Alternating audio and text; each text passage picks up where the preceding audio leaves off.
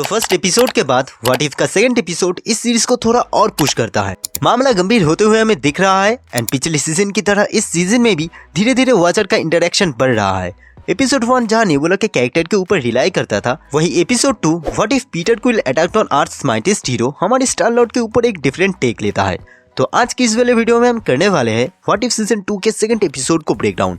तो बिना देर किए चलिए शुरू करते हैं।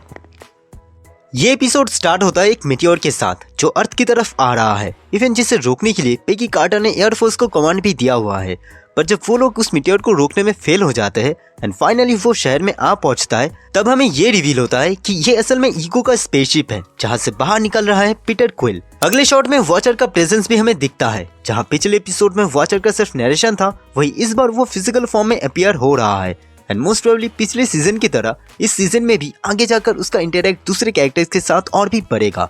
एक सीन में ये भी रिवील होता है कि ये 1988 का टाइम पीरियड है जहां एमसीयू में इसी टाइमलाइन के दौरान पीटर के मॉम की डेथ हुई थी एंड इवन हम इन दोनों सीन में पीटर को सेम आउटफिट में भी देखते हैं।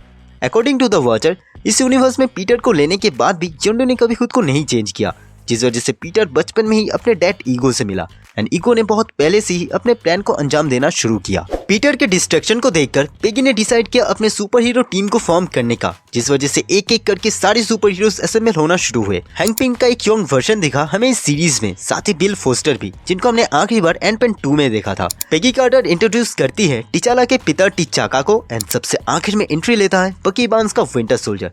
अगले शॉट में कैप्टन मार्वल का मेंटर मार्वल भी इनको ज्वाइन करती है, जिसके बाद वो सब लोग मिलकर पीटर को रोकने जाते हैं। अगले सीन में एक फेयर में हम पीटर क्विल को देखते हैं एंड यहीं पे हमारे जितने भी सुपर हीरोज है वो पीटर को रोकने की कोशिश करते हैं। हैंक पिम का एंटमैन, टिचाका एंड जायंट मैन भी अपने अपने तरीके से पूरी कोशिश करते हैं, बट अल्टीमेटली वो सब के सब फेल हो जाते हैं। अब इसी फाइट के बीच बिल एंड हैंक के बीच कन्वर्सेशन होता है अपने मैक्सिमम हाइट को लेकर। एग्जैक्टली ऐसा एक कन्वर्सेशन हमने पहले भी एमसीयू में विटनेस किया है एंटमैन 2 में Scott Lang and Bill Foster के बीच, तो ये सीन उसी को लेकर एक ईस्टर एग है। फाइनली सबके हारने के बाद एंट्री लेता है थॉर, जो एक ही लाइटिंग स्ट्राइक में पीटर को नॉकआउट करता है। अब इन सारे हीरोज में से इस वाले थॉर की कहानी बहुत ज्यादा डिफरेंट थी, क्योंकि ईगो के चलते इस यूनिवर्स में रैग्नारॉक इवेंट होने से पहले ही एस्गार्ड तबाह हो गया था एंड साथ ही जुटुनहाइम भी। तो मोस्ट प्रोबेबली लोकी, ओडिन या फ्रीगा कोई भी इस यूनिवर्स में जिंदा नहीं थे। अगले सीन में थॉर ईगो का प्लान सबको एक्सप्लेन करता है कि ईगो कैसे प्लैनेट्स को टेक ओवर करता है, पर सिर्फ एक ही सेलेस्टियल है जो उसे रोक सकता है। इसी बीच हैंक की बेटी होप पीटर से मिलती है एंड उसे रियलाइज होता है कि पीटर ये सब जानबूझ के नहीं कर रहा, जिस वजह से वो पीटर को वहां से एस्केप करने में मदद करती है। सुपर हीरोज के टीम 2 यूनिट में डिवाइड हो जाते हैं। एक जाता है ईगो को रोकने के लिए जो पीटर को लेने आया है अर्थ पे, और दूसरा जाता है पीटर को ढूंढने में। थॉर, बिल फोस्टर एंड टिचाका अपने तरीके से पूरा कोशिश करते हैं ईगो एंड उसके आर्मी को रोकने का। वही दूसरी तरफ हैंक भी पूरी कोशिश करते हैं पीटर को मनाने का, ताकि उसके डैड को रोकने में वो उनकी मदद कर सके।